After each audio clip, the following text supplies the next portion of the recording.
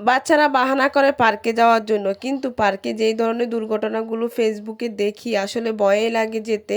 তো ঈদের দিন বিকেলে হচ্ছে বাবুকে নিয়ে বাসার আরও বাচ্চাদেরকে নিয়ে আমরা বের হয়েছি। বিকেলে বের হয়ে কি কি করলাম সেটাই থাকতেছে আজকের ব্লগে।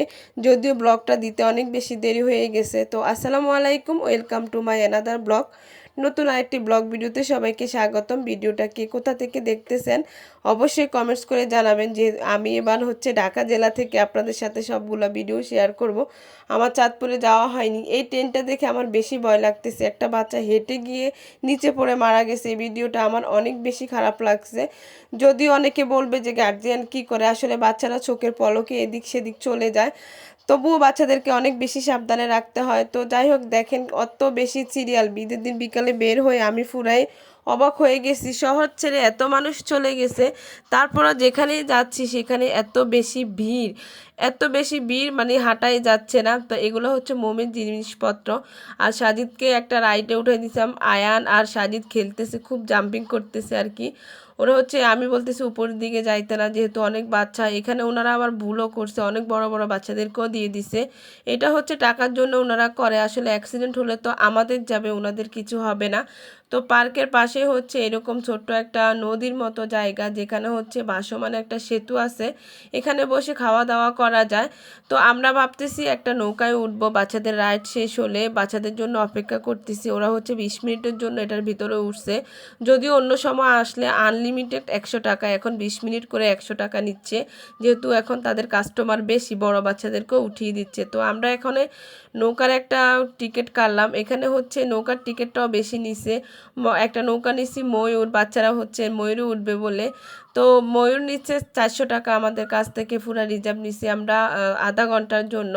তো নৌকার মাঝি আসতেছিল না, সেই জন্য অপেক্ষা করতেছি। যদিও মাঝি আমাদের সাথে যাবে না, আমরা নিজেরাই যাব। এটা হচ্ছে পায়ে চালিত।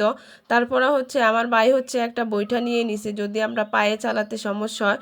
তবে বৈঠাটা নেওয়াতে অনেক বেশি ভালো হয়েছে।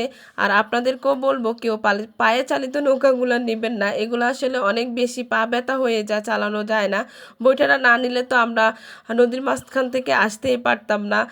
অনেক বেশি পা ব্যথা হয়ে গেছে। এই যে আয়ানও হচ্ছে চালাচ্ছে, অনেক বেশি এনজয় করছে বাচ্চারা, এটা বেশি ভালো লাগছে। তো তেমন কোনো রাইডে বাচ্চাদেরকে আজকে দেওয়া হয়নি, কারণ হচ্ছে অ্যাক্সিডেন্ট হতে পারে, অনেক বেশি মানুষ। আর ওনারা হচ্ছে টিকিট কেটে কেটে বড় বড় বাচ্চাদেরকেও ছোট ছোট বাচ্চাদের সাথে দিয়ে দিচ্ছে।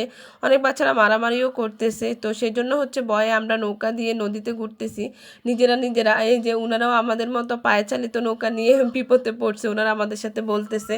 তো আমাদের আধা ঘন্টা শেষ করে আমরা বের হয়ে আসছি। এখন যে হাঁটবো, পার্কের ভিতরে একদমই জায়গা নাই, এত বেশি কষ্টকর হয়ে যাচ্ছে হাঁটতে।